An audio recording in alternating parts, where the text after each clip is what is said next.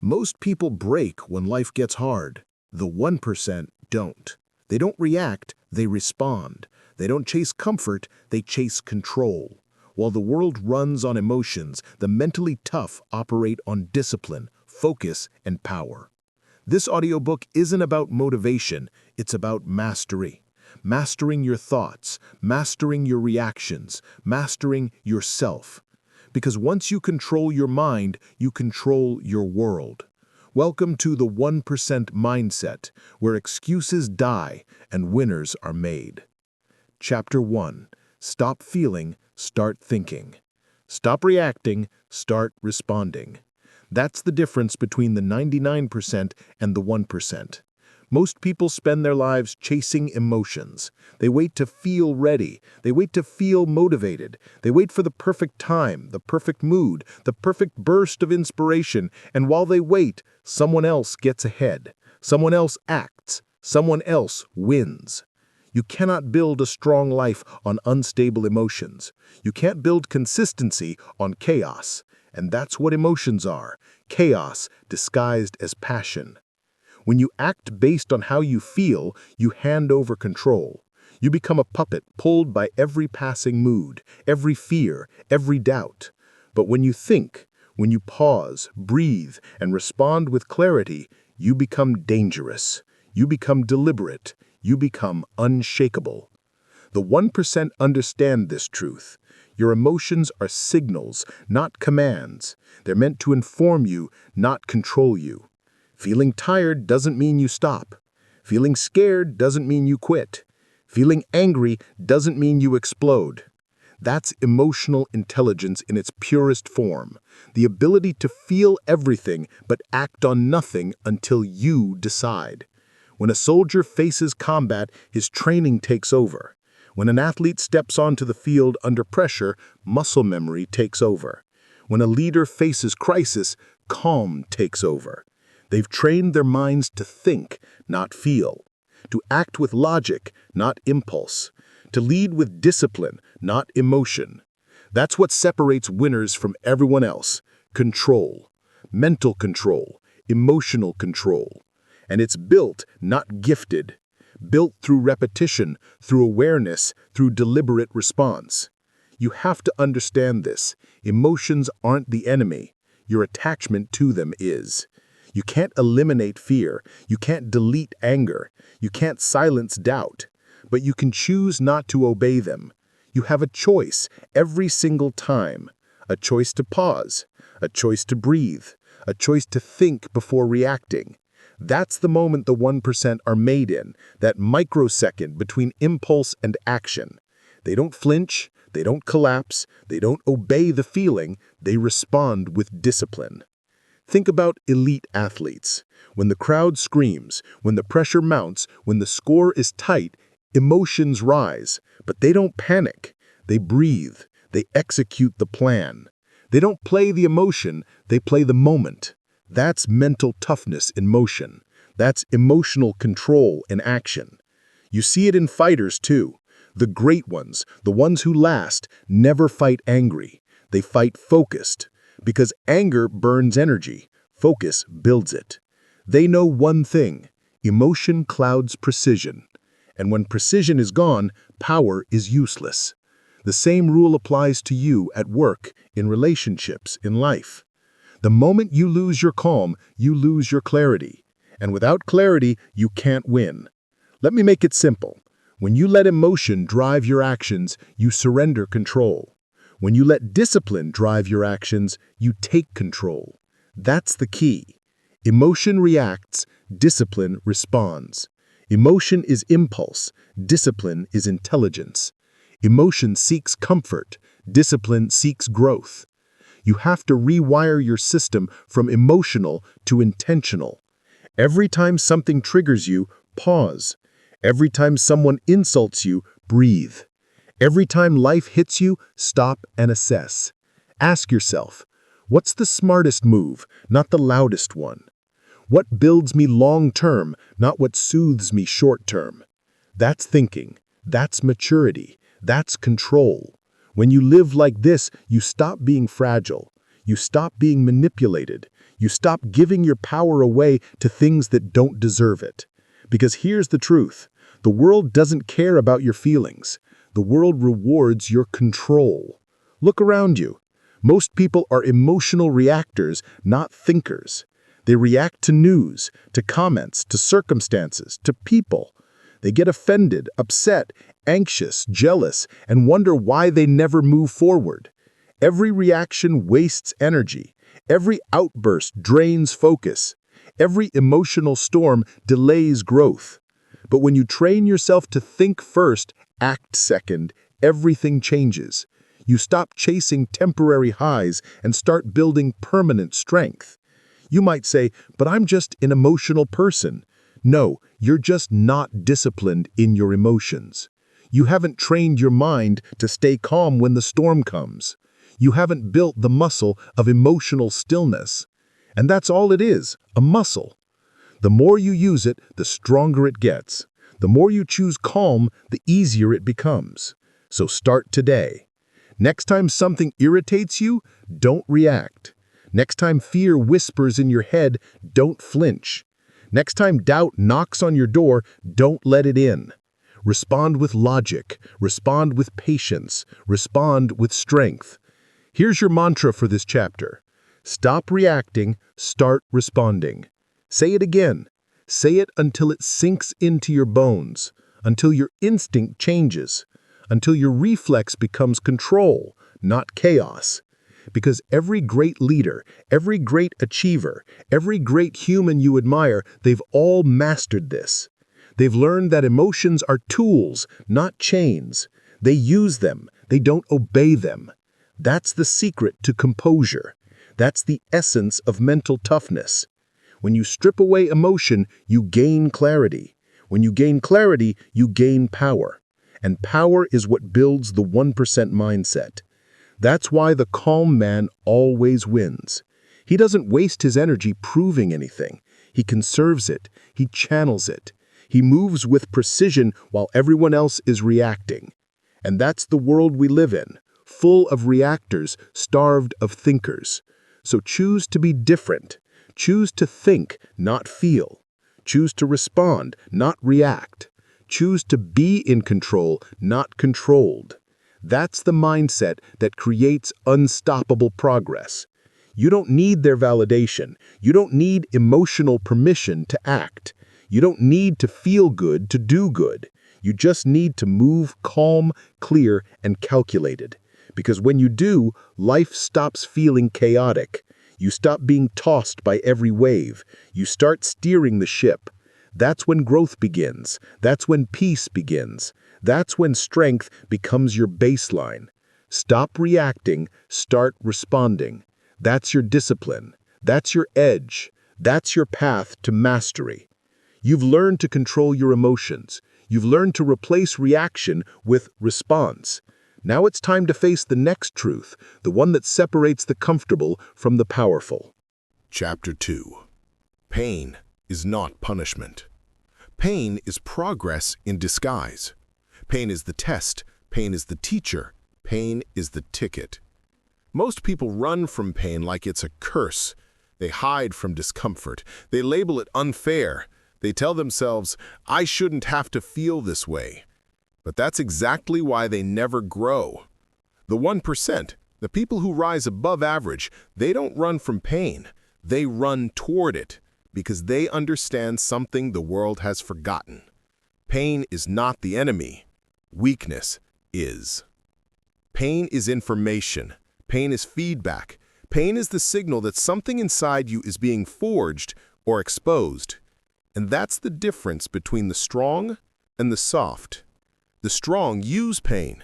The soft avoid it. You have to make a decision, right here, right now. You can either keep living your life avoiding discomfort, or you can decide that pain is your invitation to rise. That's the key.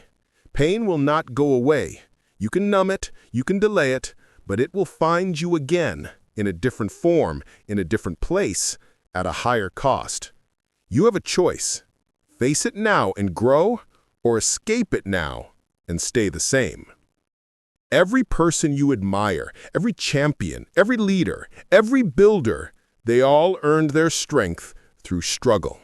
Not motivation, not luck, struggle. They paid the price in sweat, doubt, and pain. When you hit the gym and your muscles burn, that's not damage, that's development. When you push through failure after failure, that's not defeat, that's direction. When life hits you hard, that's not rejection, that's redirection. But you can only see it if your mindset is right. Because to the 99%, pain equals stop. To the 1%, pain equals go. That's the key. Every time you feel discomfort, your mind gives you two exits. The easy one, escape, or the hard one, endurance. Most people take the first door. They avoid confrontation. They avoid the workout. They avoid accountability. They quit before it hurts. And then they wonder why they never change. Because growth lives on the other side of discomfort, always. You don't grow when it's easy. You don't build character in comfort. You build it when it's hard, when you're tired, when you don't want to keep going, but you do anyway. That's how pain transforms into power. Let me make this clear. Pain is the world's most honest feedback system. It tells you where you're weak. It exposes what you've ignored. It shows you what still needs work. If you run from it, you stay blind. If you face it, you gain vision. Pain is not the problem. Your interpretation of pain is. You see it as an obstacle. The 1% see it as an opportunity.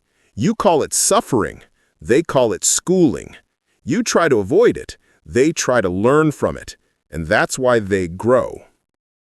Listen carefully. The 1% mindset doesn't glorify pain. It respects it. It's not about loving misery. It's about understanding its purpose. Pain is the signal that you are in motion, that something inside you is breaking down to rebuild stronger. Think about a seed. It cracks before it grows. Think about a muscle. It tears before it strengthens. Think about your character. It's tested before it's trusted. Pain is not destruction. It's construction. But you have to stop confusing hurt with harm. Pain hurts, yes, but it doesn't harm you unless you quit. Quitting is the real injury. That's the difference. You have to start training your mind to see pain differently. When life hits you, don't say, "Why me?" Say, "Try me." Because the more you endure, the more you evolve. And evolution requires exposure to friction, failure, rejection, fatigue. Pain doesn't weaken you. It exposes the weak parts of you. And when you fix those, you rise. That's the process. That's the transformation. Let's talk about mental pain, the silent kind. The kind that comes from discipline, loneliness, or hard choices. People quit their goals not because they're incapable, but because they can't handle being uncomfortable in their own minds. They can't handle silence. They can't handle solitude. They can't handle sacrifice. But those are the crucibles that make you powerful. The pain of waking up early, the pain of saying no to distractions, the pain of staying consistent when no one is watching.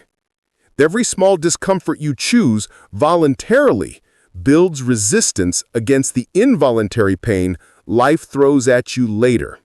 You either suffer through growth now or suffer through regret later. The choice is yours. Here's what you must do. Stop avoiding discomfort. When something feels hard, lean in. That's your body telling you this is where progress lives. Reframe pain as feedback. Instead of asking, "Why is this happening to me?" ask, "What is this teaching me?" Train daily discomfort, cold showers, tough workouts, difficult conversations. Every time you face a small dose of pain, you build resilience for bigger battles. That's how you build mental armor. That's how you earn calm under chaos. That's how you rise from fragile to formidable. Pain is the training ground for discipline. Repeat this until it becomes your truth. Pain is the test. Pain is the teacher. Pain is the ticket. Pain tests your patience. Pain teaches your limits. Pain gives you the ticket to strength that comfort could never buy. That's the price of the 1% mindset. And most people will never pay it because comfort feels cheaper. But here's the secret. Comfort charges interest. Every moment you avoid pain, you collect debt. Physical, mental, emotional. And one day, it catches up. Pay up front with discipline or pay later with regret. Look, pain is not personal. It's universal. Everyone feels it, but only a few use it. The difference between those who grow and those who give up isn't how much pain they feel. It's what they do with it. You can turn pain into power if you stop treating it like a punishment and start treating it like a partner. Because pain builds patience, pain builds perspective, pain builds people. You have to make pain your ally. Welcome it, study it, use it. Because every great story, every comeback, every transformation starts with pain. The pain of failure, the pain of loss, the pain of sacrifice. It's the one universal currency of growth. Everyone pays it, but only the 1% collect the reward. That's why pain is not your punishment. It's your preparation. Pain is the test. Pain is the teacher. Pain is the ticket. Never forget that. When it shows up, don't run, don't complain, don't resist. Recognize it for what it is, your next level calling you higher. And when you answer that call with courage, you change, you evolve, you become unbreakable. You've learned to face pain. You've learned to turn suffering into strength. But now, let's talk about the foundation that keeps your power steady when motivation fades. Chapter 3. Discipline over motivation. Motivation fades by noon. Discipline stays until the job is done. Feelings are optional. Discipline is mandatory. Most people wait for motivation to strike before they move. They wait to feel inspired, to have the perfect morning, the perfect timing, the perfect mood. But that's the mindset of the 99%. The 1%, they move first. They act first. They do it, whether they feel like it or not. Because here's the truth. Motivation is emotion. Discipline is execution. Motivation is a spark. Discipline is fire. Motivation gives you excitement. Discipline gives you results. You have to decide which one you want more, a feeling or a future. Motivation is cheap. It's everywhere. You can find it in a quote, a video, a song, or a moment. But it never lasts because it was never meant to. Motivation is an emotion, and emotions change like the weather. One day you feel strong, the next you don't. One day you're inspired, the next you're tired. And if your success depends on that, you'll never build consistency. Discipline, on the other hand, doesn't care how you feel. Discipline doesn't negotiate. Discipline doesn't ask for permission. Discipline executes. That's the key. Every great performer, every champion, every leader, they all rely on discipline, not motivation. Because motivation is unpredictable, but discipline is reliable. Motivation whispers, "I'll do it when I feel like it." Discipline commands, "Do it anyway." The 1% don't wait to feel ready. They act regardless of emotion. They know the secret most people never learn. Action creates motivation. You don't get inspired and then move. You move and then you get inspired. That's the reversal the 1% live by. Think about the gym. Most people go when they feel motivated, but the ones who change their bodies, they go when they don't want to. They show up tired, they show up sore, they show up angry, but they show up. Because they understand, the days you don't feel like it are the days that define you. Anyone can work hard when it's easy. Anyone can chase goals when they're excited. But it's the quiet days, the empty days, the hard days that build character. That's when the weak stop. That's when the strong keep going. And that's when the 1% separate from everyone else. You have to learn to detach from how you feel, because your feelings will lie to you. They'll tell you to sleep in. They'll tell you to skip the hard stuff. They'll tell you it's okay to take today off. And if you listen, you lose. If you obey your feelings, you surrender your future. You don't need their permission. You don't need to feel ready. You just need to decide. That's the key. Discipline is a decision, not a mood. Understand this. Discipline is freedom in disguise. It might feel restrictive, but it's the only path to real power.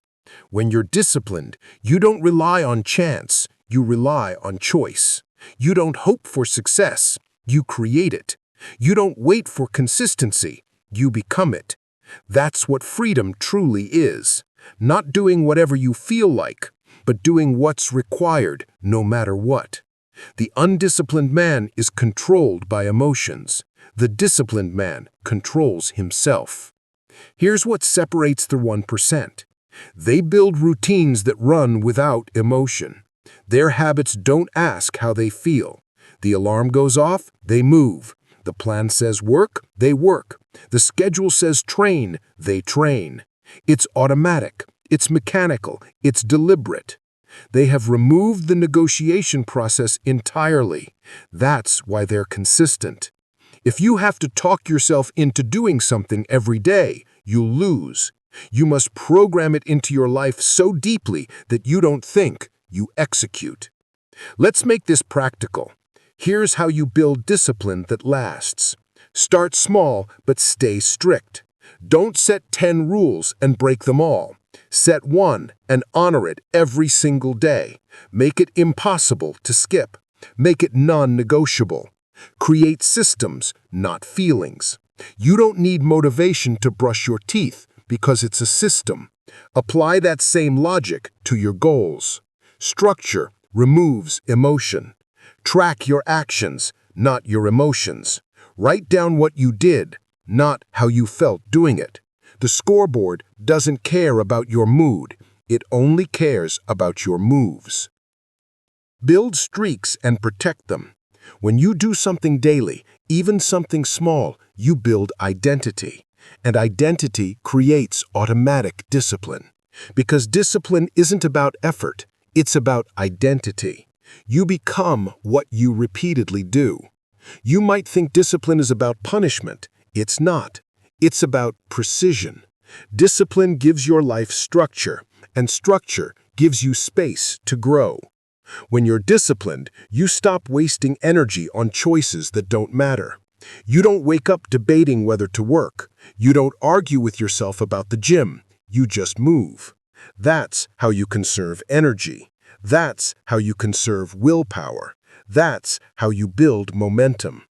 Because every moment you hesitate, you feed doubt. And every time you execute without hesitation, you feed strength. That's the real reward of discipline, momentum. And let me say this clearly. Discipline doesn't care about results. It cares about repetition. Because results are out of your control. Repetition is not. You can't control when success shows up, but you can control showing up until it does. That's the power of consistency. That's the foundation of mastery. The 1% live by this rule. If it's important, it gets done, no matter how they feel. Feelings are optional. Discipline is mandatory. Say that again. Feelings are optional. Discipline is mandatory. Here's the truth. Motivation might get you started, but only discipline gets you finished.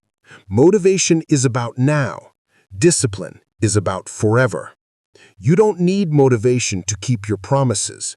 You need discipline to become the kind of person who doesn't break them. Because discipline is self-respect in motion. Every time you follow through, you prove to yourself that your word means something. That's confidence. That's power. That's self-trust. You don't get that from hype. You get that from habits. So when the next morning comes and you don't feel like it, good. That's your test. That's your moment. That's where growth begins. Remember, it's not about doing it when it's easy. It's about doing it especially when it's not. Because the 1% don't chase motivation. They chase mastery. They don't wait for emotion. They execute with intention. That's how they win. Slowly, quietly, consistently. Feelings are optional. Discipline is mandatory. That's your mantra. That's your armor. That's your advantage. Motivation may visit. Discipline will stay. Motivation may whisper. Discipline will command. Motivation will fade. Discipline will finish. And when you learn to live that way, you stop being fragile. You stop breaking under pressure. You stop depending on inspiration because you've become unstoppable without it. That's the 1% mindset. You've learned to build discipline when motivation disappears. Now let's talk about where to direct that discipline, where your focus truly belongs. Chapter 4. Control what you can. Ignore the rest. Most people lose their power by focusing on what's outside their control.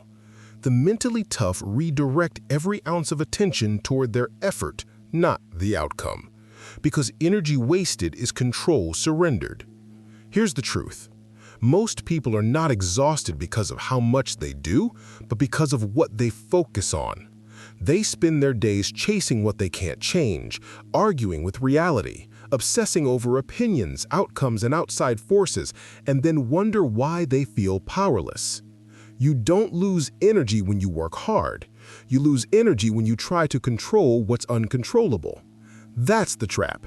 That's the leak. That's where most people bleed their power. Every second you spend worrying about what's outside your control, you're surrendering what's inside your control. And that's the difference between the 99% and the 1%. The 99% react. The 1% refocus. The mentally tough don't waste attention on what they can't command. They channel it into what they can control, their effort, their attitude, their execution. They've mastered the art of detachment, not emotional numbness, but strategic focus. They don't deny the chaos around them. They simply refuse to give it ownership of their energy, because they understand this truth. Energy wasted is control surrendered. Say that again. Energy wasted is control surrendered. Look around. People get angry at traffic, they scream at weather, they complain about other people's success, they scroll through comments trying to win invisible arguments, and for what? Nothing changes. They just lose hours, focus, and peace of mind. Here's what the 1% do differently. They don't react to noise, they stay locked on what matters. They know the only battlefield they truly control is within. Their actions, their habits, their preparation, their response. Everything else? Background static. You have to decide, do you want to be driven or distracted? Because you can't be both. The more you fixate on what's out of your control, the weaker you get. The more you focus on what is within your control, the stronger you become. The strong don't waste time hoping for perfect conditions. They build discipline for imperfect ones. They don't say, I'll win when the situation changes. They say, I'll win because I adapt. That's how you take your power back. Life won't go your way most of the time. People will disappoint you. Plans will collapse. Results will delay. And if your emotions depend on that, you'll live in constant chaos. But when you anchor yourself to what you can control, everything changes. You stop being a victim and start being a commander. You command your focus, your reaction, and your energy. And that's control. Here's how to apply this in real life. Stop forecasting outcomes. Start mastering effort. You can't control results, only repetitions. You can't control wins, only work. Focus on what you put in, not what you get out, because results are delayed reflections of effort. Filter your attention. Every thought, every notification, every headline is a demand on your control. Ask yourself, does this deserve my energy? If not, delete it. because energy wasted is control surrendered. Detach from validation. You don't need their applause. You don't need their permission. You don't even need their understanding. You just need your own commitment. External approval is out of your control. Internal effort is not. Respond, don't react. Reaction is emotional. Response is strategic. Reaction gives away control. Response keeps it. The 1% pause before they act, not to hesitate, but to direct their energy where it matters. Here's something few people understand. Control isn't about force, it's about focus. You can't control people, you can't control time, you can't control luck, but you can control your preparation, your consistency, and your perspective. That's enough. That's more than enough. Because mastery doesn't come from controlling the world, it comes from controlling yourself within the world. You can't change the wind, but you can set your sail. You can't predict the storm, but you can build your ship to survive it. That's how warriors think. That's how winners act. Most people get emotional when things don't go their way. The discipline gets strategic. They adjust, adapt, and move forward. They don't cry over the plan, they rewrite it. They don't dwell on what's broken, they build again. Because they know that control is not about what happens, it's about how you respond to what happens. That's the difference between power and panic. The 99% panic when life moves against them. The 1% pivot. They don't lose energy trying to predict the unpredictable. They invest energy building unshakable composure. That's true control. You have to learn to say this to yourself daily. I don't control everything, but I control me. And that's enough. Because when you master yourself, you become ungovernable by circumstance. You stop chasing calm, you become calm. That's the level of focus you need. That's the level of self-discipline that builds greatness. When everything is falling apart, you stay centered.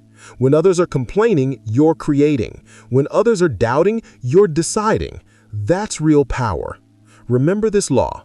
Energy flows where focus goes. If your focus is on problems, your energy feeds them. If your focus is on solutions, your energy builds them. You choose where your power lives. The world will always offer distractions, criticism, chaos, uncertainty. Your job is to guard your attention like a soldier guards his post. Don't give it away cheaply. Don't waste it on things that don't move you forward. Because every moment of misplaced focus is a moment of lost control. And energy wasted is control surrendered. So what do you do starting today? You simplify. You stop fighting everything you can't control. You stop explaining yourself to people who don't care. You stop trying to predict every move of the world, and you start mastering the only thing that ever mattered, yourself. You control your schedule, you control your focus, you control your execution, you control your reaction to every obstacle in front of you. That's the difference between people who crumble and people who conquer. The world doesn't respect the loudest complainer, it respects the calm executor. You have a choice, every day and every moment. You can either waste energy trying to control the uncontrollable or invest it into what's in your hands. That's where your peace lives. That's where your strength grows. That's where your discipline becomes unstoppable. Because the man who controls himself controls everything that matters. So remember, energy wasted is control surrendered. Energy directed is control multiplied. That's the mindset of the 1%. That's the standard of mental toughness. That's how you build power that chaos can't touch. You've learned to protect your focus and command your energy. Now it's time to understand where that energy should be spent, because discipline without direction is chaos in disguise. Chapter 5. The Power of Emotional Detachment. Detachment isn't coldness, it's clarity. The top 1% remain calm while others crumble because they've learned not to attach their identity to outcomes. They understand the rule. Feel it, don't feed it. Let's get one thing straight. Emotional detachment isn't about being heartless. It's about being in control. Because when you're emotionally attached to every outcome, every opinion, every little reaction, you're not living. You're leaking. You leak power. You leak focus. You leak peace. The goal isn't to stop feeling. The goal is to stop feeding every feeling that doesn't serve you. That's the difference between the average and the elite. The average react. The elite remain composed. The average take everything personally. The elite treat everything as data. They understand one thing most people never do. Emotions are signals, not commands. You can acknowledge them. You can analyze them, but you don't have to obey them. That's emotional detachment. The 1% don't get less emotional than the rest. They just manage better. They've trained themselves to separate what they feel from what they do. They might feel anger, but they don't act on anger. They might feel fear, but they don't move in fear. They might feel frustration, but they don't let frustration dictate their focus. They've mastered the art of inner distance. You can feel everything and still stay in control. That's the power you want. Emotional detachment is clarity. It's seeing the world as it is, not as your emotions distort it to be. Because emotions are like fog. The moment you feed them, your vision blurs. You stop seeing strategy. You start seeing stories. You start assuming. You start projecting. You start reacting. And every reaction costs you control. That's the trap. That's the emotional quicksand. You lose power every time you take things personally. Someone ignores you. You overthink it. Someone criticizes you. You spiral. Someone succeeds. You feel small. And suddenly, your peace depends on their behavior. You've given them control of your emotions. You've given them control of you. Here's the truth. You don't need everyone to understand you. You don't need everyone to agree with you. You don't even need everyone to like you. You just need to stay grounded in who you are, what you stand for, and what you're building, because that's all you control. When you detach, you stop negotiating your worth through the world's reactions. You stop chasing emotional validation. You stop begging for peace. You create peace. Emotional detachment isn't avoidance, it's alignment. It's not about running from emotions. It's about not letting emotions run you. You don't have to be robotic. You just have to be disciplined. You can feel sadness, but still show up. You can feel doubt, but still move forward. You can feel pressure, but still execute. That's the key. You feel it, you don't feed it. Most people can't handle that because they've built their identity on feelings, not principles.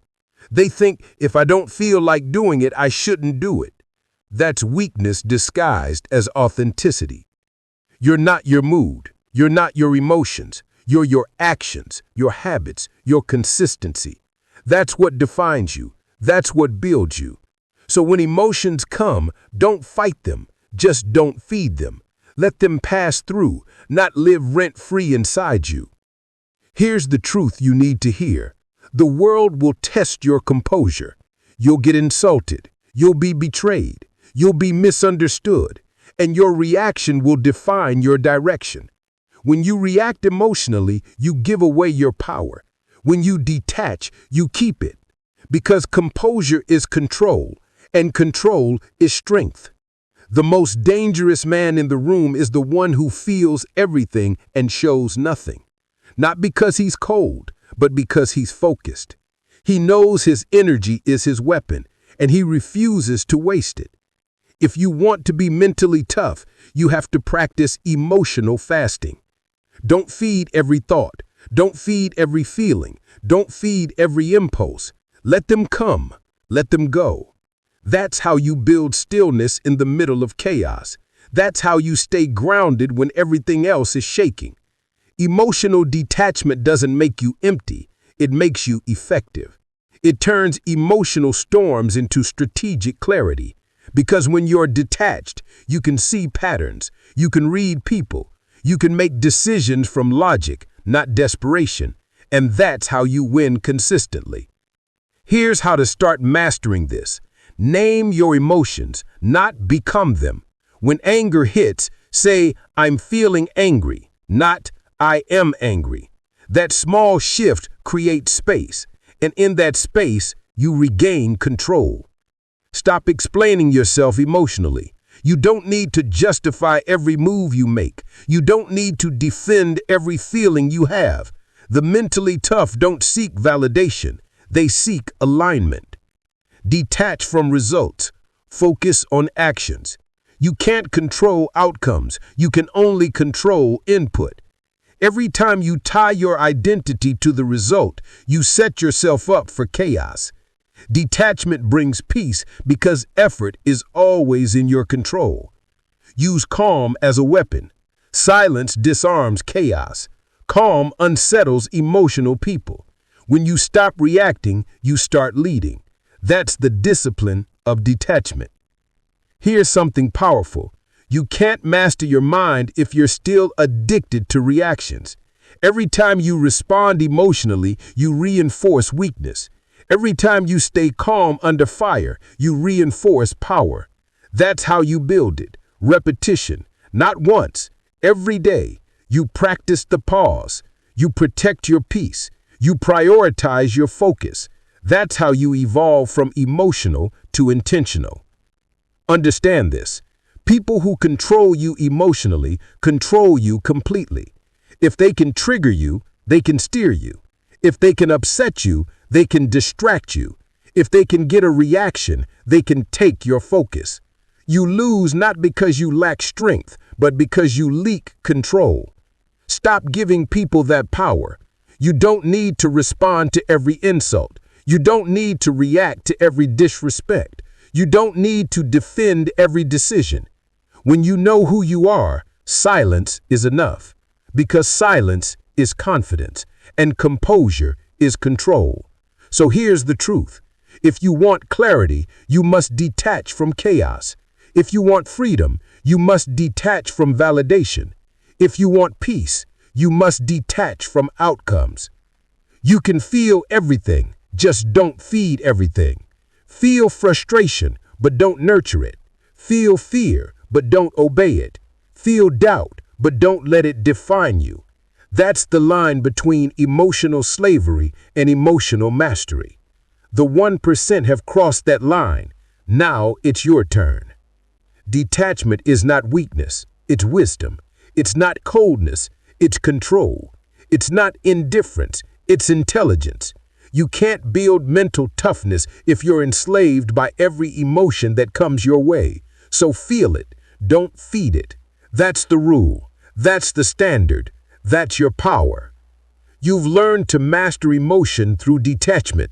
Now let's talk about the art of control under chaos, how to stay calm when the world tests your composure. Chapter 6. The Art of Not Reacting. Silence is strategy. Calm is control. Reaction is emotional bankruptcy. Restraint is emotional wealth. Every time you react impulsively, you make a withdrawal from your emotional bank account. You spend energy you don't have. You pay for it in regret, tension, and distraction. But when you hold your silence, when you pause before you respond, that's when you start earning interest on your composure. The truth is simple. The world rewards those who can stay calm under pressure. Look around. The loudest people rarely win. The calm ones do. When chaos hits, most people panic. They scramble, they yell, they post. They lose the plot and the power. But the mentally strong, they slow down, they observe, they calculate. They choose their next move not from emotion, but from intention. That's the key. It's not about suppressing emotion. It's about mastering it. You can't control the storm, but you can control the sail. Silence is strategy. Calm is control. That's not poetry. That's survival. In boardrooms, on battlefields, in locker rooms, the ones who stay still when everyone else loses it are the ones who end up leading. Let's talk about them. Example 1. The CEO in crisis. When a company collapses overnight, employees panic, investors threaten, the media circles like vultures. The average leader reacts, sends out frantic emails, makes emotional decisions, tries to patch holes with words. But the great ones, they say little, they listen first, they wait for the noise to settle, then make their move. Because when emotions run high, logic runs low. That's the truth. You can't make clear choices when you're drowning in reaction. The CEOs who survive aren't the ones with the fastest response. They're the ones with the deepest patience. Silence is not weakness. Silence is chess. Every word, every move, every gesture is calculated. That's power. Example 2. The soldier under fire. In war, hesitation kills, but so does panic. A trained soldier doesn't shoot at shadows. He doesn't scream orders out of fear. He breathes, he aims, he acts only when necessary. Because in combat, reacting emotionally can get your entire team killed. Stillness saves lives. Calm is control. Even under fire, clarity is the real weapon. Example 3.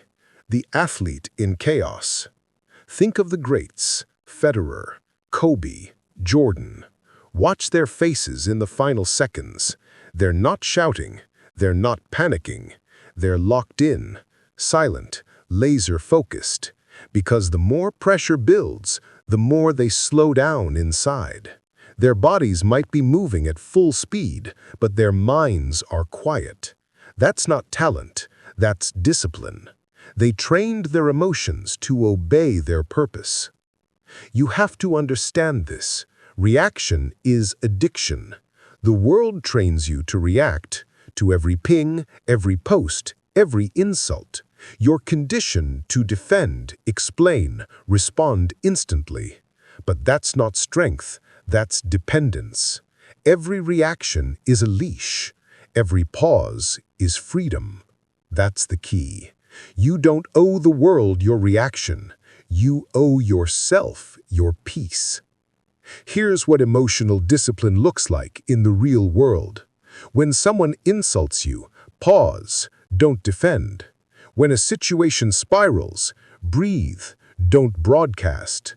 When emotions rise, sit with them, don't feed them. Remember, feel it, don't feed it. You're not supposed to be numb, you're supposed to be in control. Your reaction defines your reality. You can't control what happens, but you can control what you amplify. Energy wasted is control surrendered. Every moment you spend reacting is a moment you lose creating. Think about how much time you've lost reacting to things that didn't deserve your energy.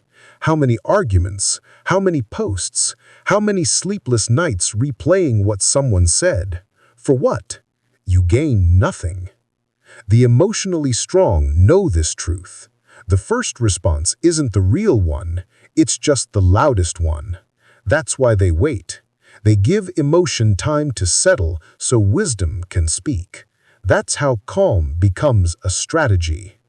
Detachment doesn't mean you stop caring. It means you stop bleeding energy into things you can't control. You care, but from a position of strength, not desperation. You act, but only when it's worth the cost. You speak, but only when silence would serve less. That's discipline. That's how leaders move. When you stop reacting, you start directing.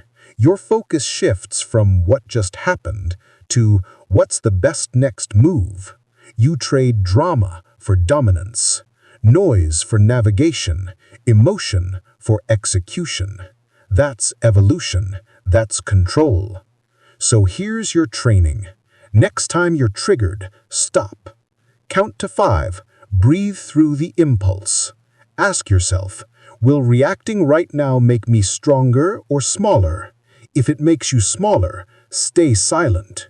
Because silence is not emptiness, it's power under control.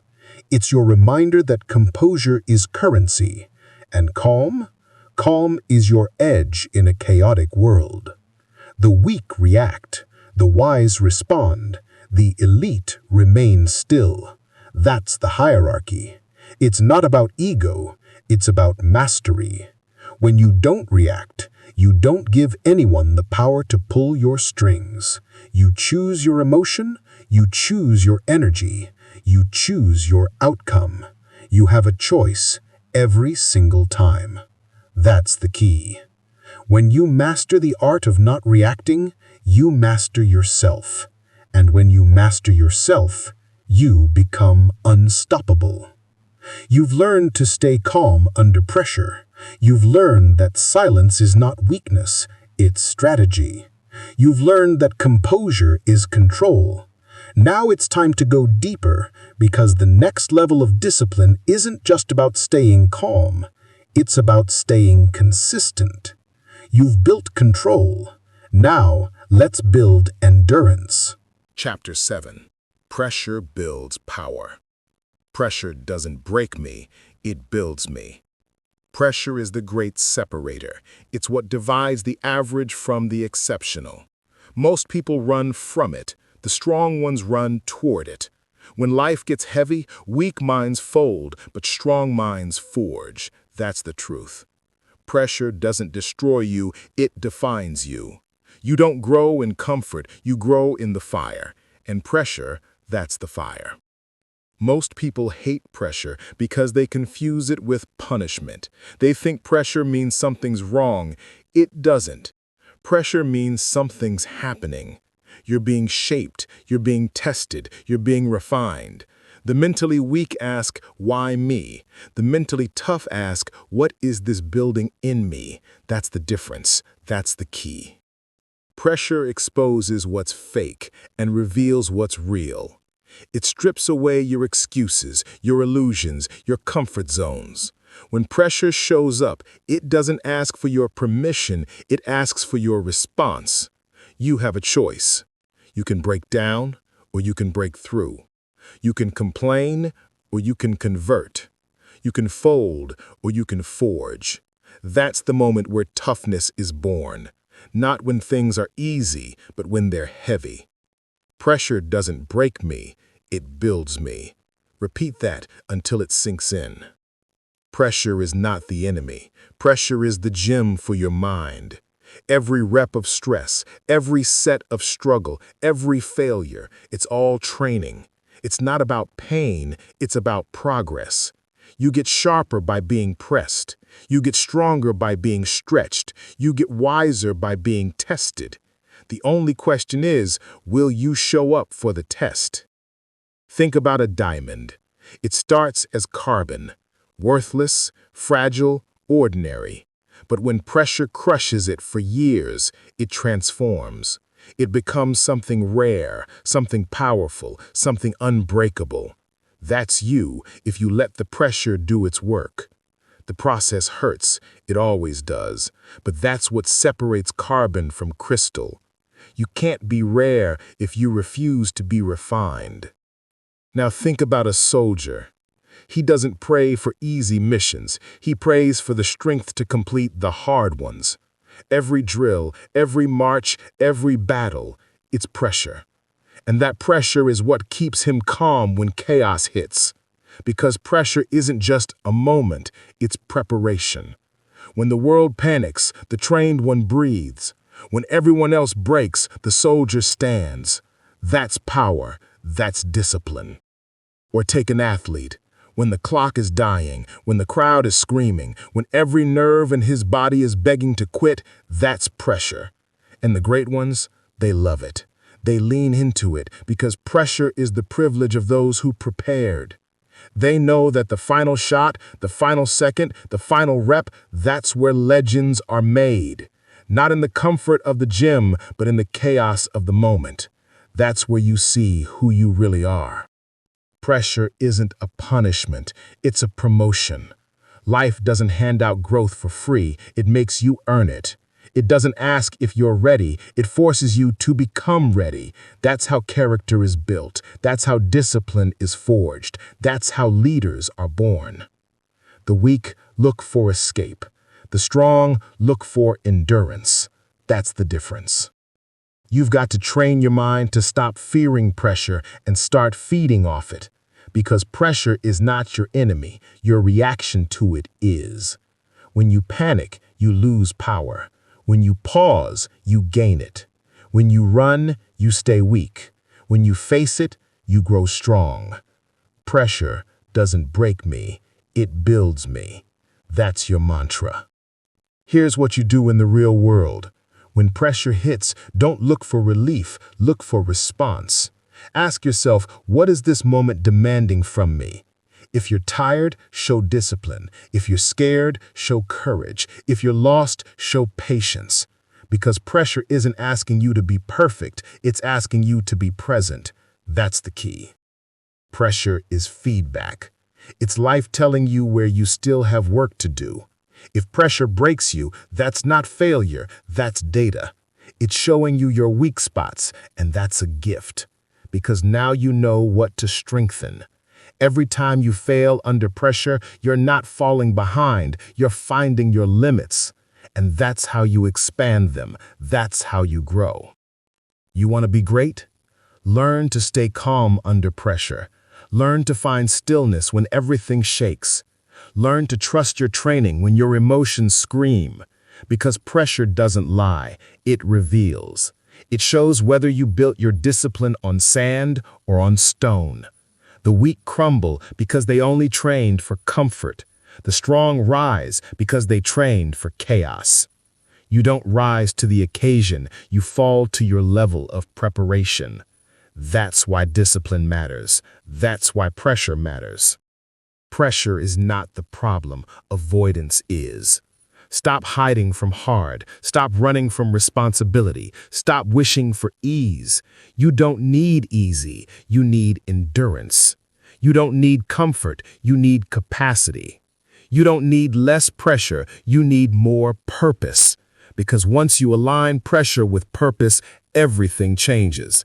It stops feeling like pain. It starts feeling like progress.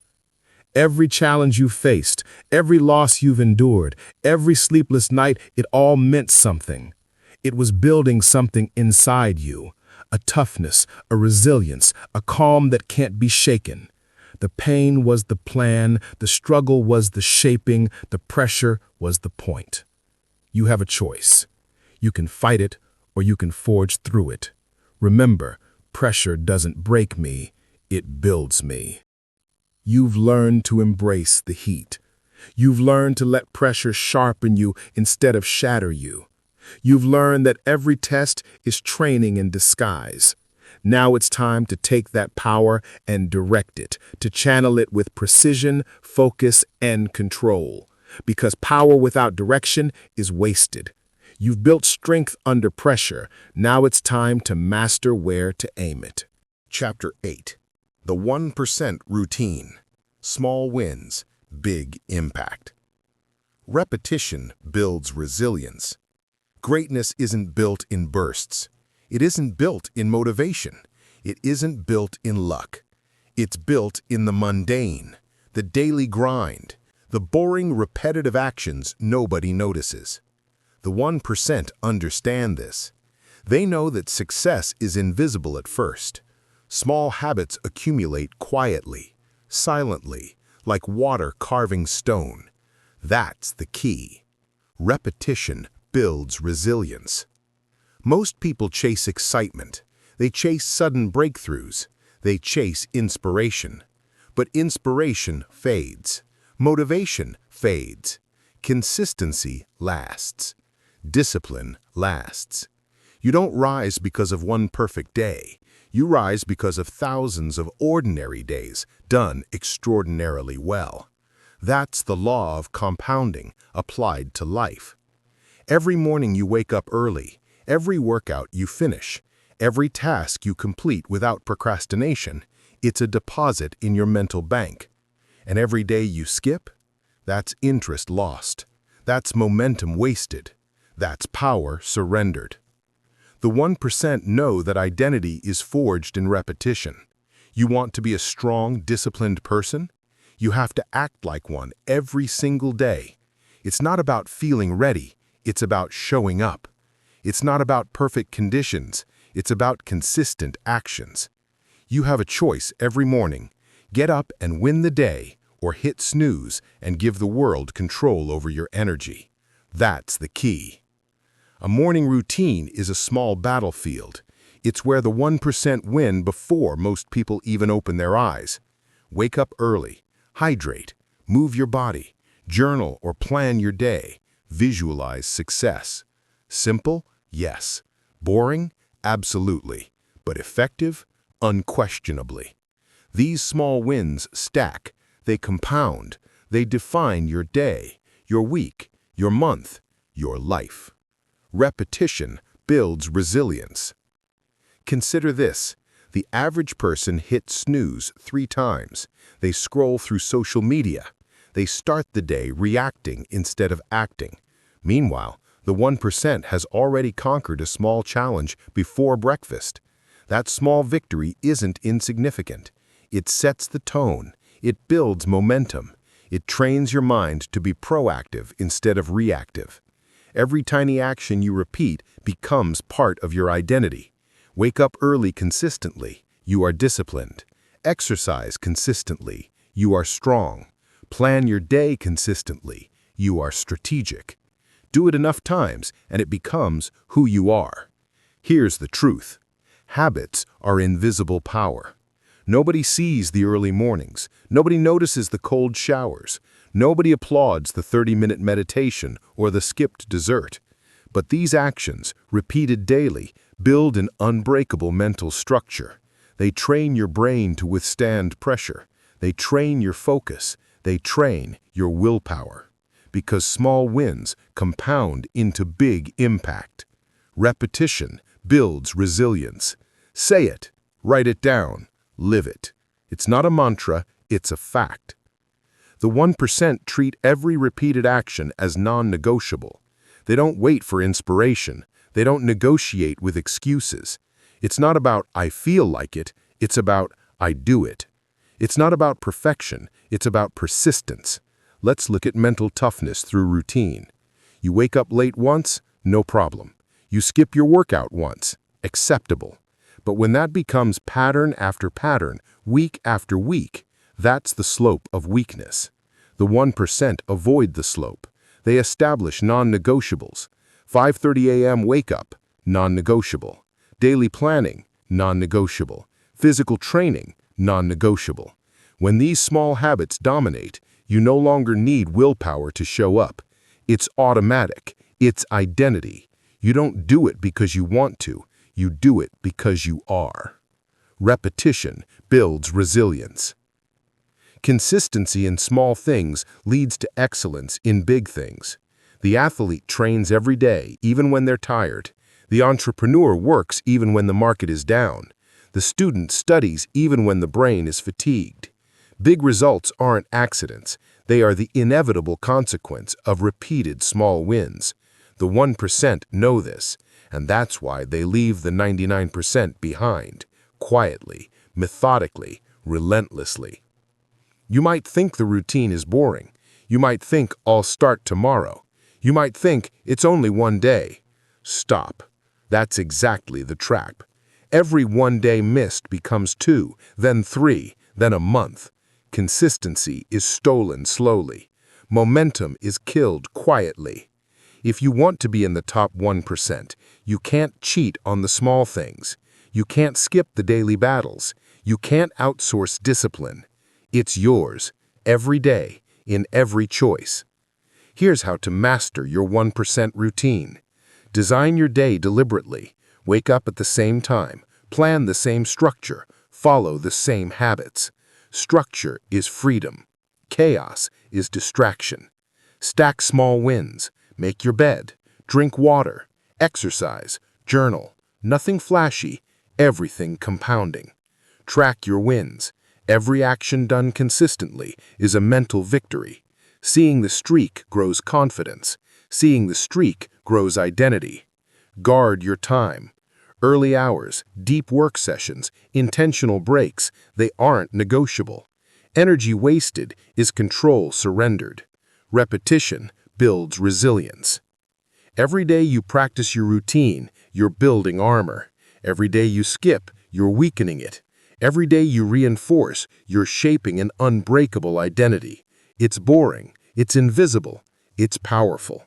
The 1% do it anyway, because the result isn't instant, it's inevitable. Small wins lead to confidence.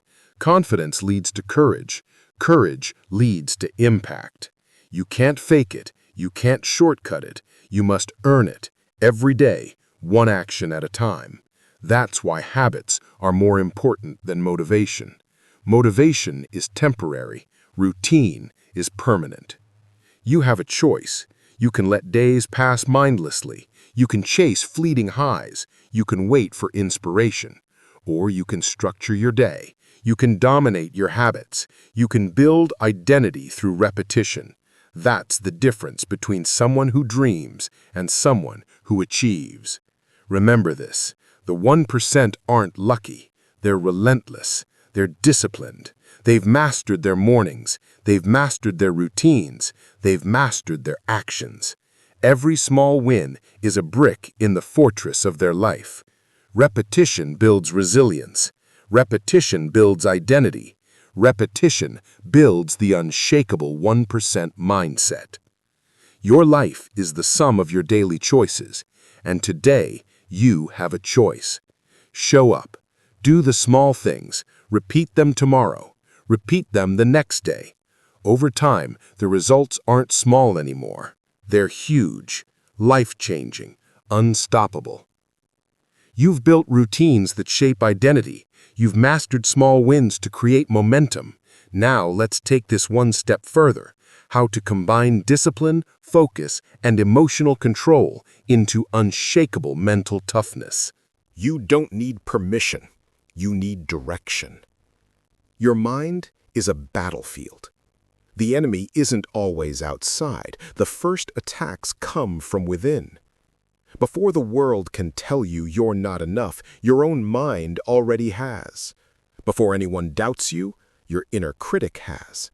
Before failure is even possible, self-doubt whispers, "You can't." This is where control begins, not in the outside world, but inside your own head. You don't need permission. You need direction. That's the key. Most people are paralyzed by their inner dialogue. They ask questions instead of giving commands. They wonder, am I ready? What if I fail? Do I deserve this? Stop. Questions weaken, commands strengthen. Questions seek approval, commands demand action. Replace am I ready with do it. Replace what if I fail with move. Replace do I deserve this with execute. That's the mindset of the 1%. Your inner critic is loud because you let it be. You feed it with hesitation. You feed it with excuses. You feed it with overthinking. The 1% don't silence it by ignoring it. They silence it by taking action. Every action is a rebuttal. Every execution is proof. You have a choice. Give your mind power or take it back. That's the key. Step 1. Recognize the voice. The inner critic isn't some mystical force. It's your own habit of doubt. It's your tendency to ask questions when you should give orders. It's the voice that says, wait, hesitate, don't risk it. Acknowledge it. Name it. Own it. Don't fight blindly. Understand it, then override it. You don't need permission. You need direction. Step 2. Override with commands. The 1% speak to themselves like they are training an army. Move, execute, do it. Short, direct, non-negotiable. Every time your mind says, I can't, you respond, I will. Every time self-doubt screams, not now, you respond, right now. Every time fear whispers, stop, you respond, go. Your words create reality. Your internal commands dictate action. Step 3. Use repetition. The inner critic dies slowly. You cannot kill it once and for all. You kill it daily with repeated action. Every command repeated strengthens your mental muscle. Every step taken in spite of doubt reinforces your identity. Repetition builds resilience. Repetition builds confidence. Repetition builds control. This is why the 1% never hesitate. They don't argue with fear. They act. They don't debate doubt. They execute. Example 1. The athlete under pressure. A basketball player stands at the free throw line. The crowd roars. The scoreboard is tight. Fear creeps in. Doubt whispers, "You'll miss." The champion doesn't reason. They don't analyze. They command. Shoot. Follow through. Finish. They replace question with command. They replace hesitation with action. And the basket goes in. Control begins inside the mind. Victory begins before the ball leaves the hand. Example 2. The entrepreneur launching a risky idea. Doubt shows up. What if no one buys? What if I fail? What if I look foolish? The 1% don't pause for permission. They don't wait for reassurance. They act. They execute. They learn on the way. The inner critic never wins if you act despite it. Example 3. The soldier in combat. Fear screams, "Step back, don't advance." The soldier overrides with action, move forward, protect, survive. The mind will always try to protect you, often too aggressively. Your job is to redirect that protection toward execution. You don't need your fear to approve your next step. You need to move anyway. You have a choice every time. Practical tools for silencing the inner critic. Command, don't question. Replace internal questioning with orders. Do it, move, execute. You are the commander of your own mind. Start small. Overcome minor hesitations first. Making your bed, starting the workout, sending the email. Small victories prove to your mind that commands work. Use repetition to reinforce identity. Each command followed by action trains your neural pathways. You stop asking permission from yourself and start trusting your discipline. Record mental victories.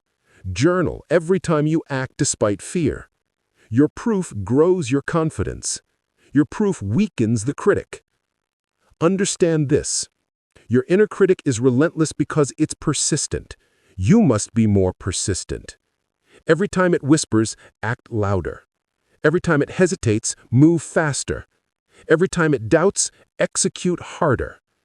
It's not about silence as in ignoring. It's about domination. You dominate your inner dialogue. You dominate your fear. You dominate your choices. It's not about eliminating doubt. It's about overriding it. It's not about stopping fear. It's about using fear as fuel. The 1% don't have fewer fears. They simply command themselves anyway. You have a choice. Every thought, every hesitation, every fear, you have a choice. You don't need permission. You need direction. Repeat it until it becomes a reflex. Repeat it until inaction is unthinkable. Repeat it until your commands are stronger than your doubts. Here's the reality. Your internal battles define your external victories. Every argument with your inner critic is energy wasted. Every moment spent negotiating with fear is a moment lost. Every second spent asking permission is a second your competitor takes. Silence it with action. Silence it with repetition. Silence it with discipline. By taking command of your internal dialogue, you gain power no one can take. By converting questions into orders, you build unshakable confidence. By executing despite doubt, you become unstoppable. This is the essence of mental toughness. This is the 1% mindset in action. This is how the strongest people operate, silent, disciplined, relentless. So today, start commanding yourself. Next time the mind whispers wait, shout move. Next time it doubts, act anyway. Next time it hesitates, execute immediately. You don't need permission, you need direction. Your inner critic is loud, you are louder. Your mind wants to argue, you want results. Your thoughts want delay, you want action. You have a choice. Silence it, command it, override it. Repetition builds resilience. Commands build identity. Action builds unstoppable mental strength. You silence the inner critic inside. You've replaced self-doubt with self-command. You've transformed hesitation into action. Now it's time to integrate this control with the final piece, turning everything you've learned into unshakable, consistent, quiet discipline in life. Chapter 10. The Unbreakable Standard. Raise your standard, raise your life. Standards, not moods, not feelings, not convenience. Standards. The 1% don't live by how they feel. They don't wake up and ask, do I want to do this today? They don't let fatigue, doubt, or distraction dictate their actions. Their commitment is non-negotiable. That's the key. Raise your standard, raise your life. Most people drift through life reacting to circumstance. They do what's easy. They do what's comfortable. They do what their mood allows. The 1% operate differently. They live by unbreakable standards, standards of effort, discipline, and focus, standards of integrity, excellence, and self-mastery. You have a choice. Choose standards that demand greatness or settle for mediocrity. Let's get specific. The elite athlete doesn't train only when motivated. They train every day, rain or shine, pain or no pain. The military soldier doesn't negotiate obedience. Orders are executed without debate. Discipline is enforced by habit, not mood. The entrepreneur doesn't wait for the perfect conditions. They work relentlessly, following routines and benchmarks they've set themselves. All of them operate by standards. All of them enforce a rule. Do it because it must be done. Raise your standard, raise your life. Here's what that looks like in practice. Step 1. Define your non-negotiables. What must you do every day without fail? What actions define who you are and what you become? Write them down, guard them, protect them like gold. Non-negotiables create clarity. They remove uncertainty. They remove excuses. When you have unbreakable standards, you don't debate actions, you act. Raise your standard, raise your life. Step 2. Remove optionality. The 1% don't leave room for choice when it comes to core disciplines. Wake up at 5 a.m., mandatory. Exercise, mandatory. Deep work, mandatory. Follow your process, mandatory. Anything that's optional is negotiable.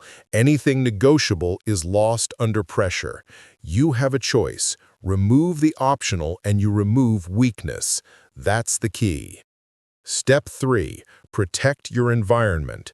Standards aren't just internal. They require external enforcement. Remove distractions. Minimize chaos. Surround yourself with reminders of what is expected. The 1% know this. The environment shapes behavior. Your desk, your phone, your schedule, all are part of your standard. If the environment tempts you to compromise, it's your responsibility to correct it. Raise your standard, raise your life. Consistency is born from standards, not motivation. Motivation fades, energy fluctuates, mood changes, standards endure. Standards are not negotiable. Standards are the foundation of unshakable mental toughness. You don't do it because you feel like it, you do it because it is who you are. Consider real-world examples. The Navy SEAL doesn't train when convenient. They train when it's uncomfortable, grueling, when every cell in their body wants to quit. Their standard is excellence, and the standard never wavers. The Olympic athlete doesn't practice only on good days. They follow a regimen that builds muscle, skill, and mental resilience. Their standard is to compete at the highest level every single day. The CEO follows processes. They enforce deadlines. They don't negotiate integrity, efficiency, or accountability. Their standard dictates culture, performance, and results. All of them prove the principle: raise your standard, raise your life. It's not about perfection. The standard isn't about never failing, it's about never negotiating. It's about never accepting less than your defined minimum. It's about doing the right thing over and over, even when it's hard. You have a choice. You can drift with convenience, or you can rise with standards. That's the difference between mediocrity and mastery. Here's how to enforce your unbreakable standard in life. Write your standard down. Clarity equals power. Know exactly what is non-negotiable. Measure adherence daily. Track whether you meet your standard. Celebrate consistency, not luck. Remove negotiation. Don't argue with your own rules. Discipline is your ally. Hesitation is your enemy. Adjust when necessary. Standards evolve slowly, deliberately. Don't change them impulsively. Integrity is maintained through consistency. Raise your standard, raise your life. Every day you compromise, you shrink your potential. Every day you enforce your standard, you expand it. Discipline isn't optional. Excellence isn't optional. Consistency isn't optional. It's not about your mood, it's about your standard. You don't need inspiration, you need execution. You don't need permission, you need direction. Raise your standard, raise your life. The 1% understand that life is built from daily choices. Standards guide those choices. Standards define who you are when no one is watching. Standards sustain you when pressure hits. Standards make excuses impossible.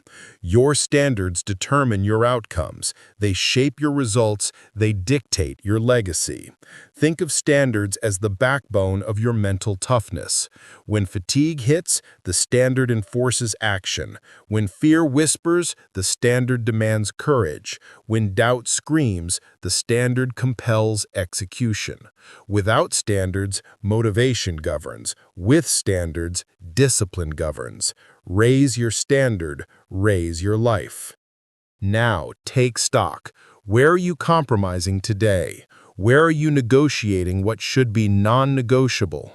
Where are you allowing feelings to dictate actions that define your future? Correct it. Act immediately. Enforce your rules. Every choice you make now builds the life you live tomorrow. Every concession you allow weakens your mental toughness. Standards aren't convenient. They aren't comfortable. They aren't optional. But they are powerful. They are unshakable. They are the foundation of the 1% mindset. Raise your standard, raise your life. You have learned to control emotion. You have learned to thrive under pressure. You have learned to silence doubt. You have mastered daily routines. Now you integrate it all with unbreakable standards, because standards are the ultimate discipline. They are the invisible architecture of success. They are the rules you follow when no one is watching. Raise your standard, raise your life. You no longer are at the mercy of mood, motivation, or doubt. You have a plan. You have habits. You have commands. You have routines. You have standards.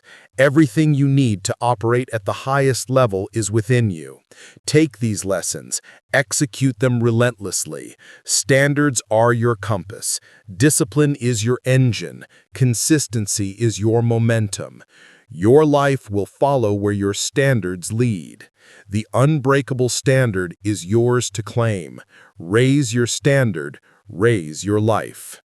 Now, you know what separates the 1% from everyone else. It's not talent, it's not luck, it's mental control, it's emotional discipline.